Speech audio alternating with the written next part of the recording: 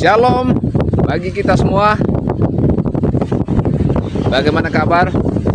Semoga kita semua yang sering menonton video saya, kita semua diberkati dengan video inspirasi yang saya tampilkan. Saya melihat bahwa kehidupan kita itu sebagai manusia yang lemah, yang berdosa, kita memang terbatas dalam banyak hal. Karena kodrat kita sebagai manusia adalah manusia yang lemah. Namun kita tahu bahwa ketika kita percaya kepada Tuhan, maka kita tidak sendiri menjalani hidup. Banyak orang mengecilkan Tuhan di dalam kehidupan mereka. Tuhan katakan bahwa engkau tidak sendiri. Jika engkau percaya, maka Tuhan itu tidak jauh. Tuhan itu dekat. Pada video saya sebelumnya, saya sempat katakan bahwa Tuhan itu hanya sejauh doa. Tuhan itu sejauh doa. Pertanyaannya adalah, apakah kita berdoa atau kita berharap kepada Tuhan lewat doa atau tidak? Ada fakta mungkin di sekitar kita juga tahu bahwa ketika orang hidupnya nyaman, ketika orang hidupnya tidak sakit-sakitan, ketika orang itu tidak pernah mengalami masalah yang besar, tidak berada dalam keadaan darurat, dia merasa hidupnya aman-aman saja. Mungkin dia merasa bahwa hidup tanpa Tuhan itu juga sepertinya bisa. Mereka bisa hidup dari diri sendiri, kemampuan mereka untuk mengatur hidup. Mereka bisa dengan kekuatan mereka untuk mencari nafkah sehingga mereka bisa bertahan hidup dengan baik. Kebanyakan kita sebagai manusia berpikir seperti itu.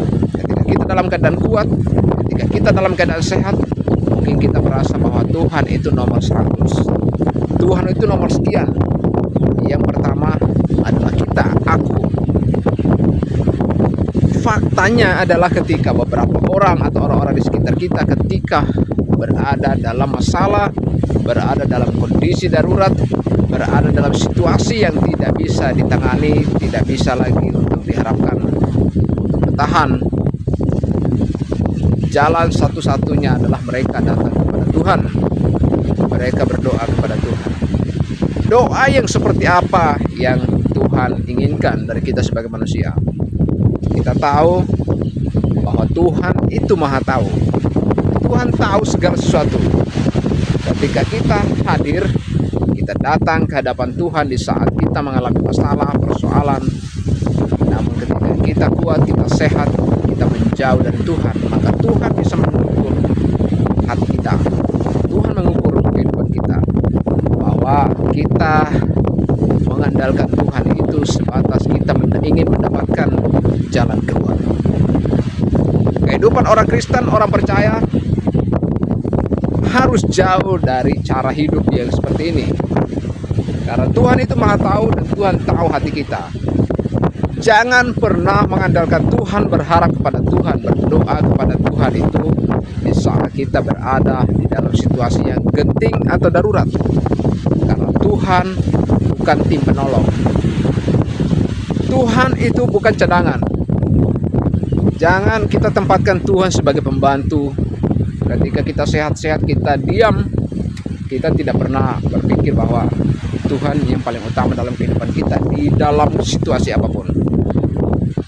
Kebanyakan orang ketika berada dalam situasi yang genting, yang darurat, baru mengandalkan Tuhan.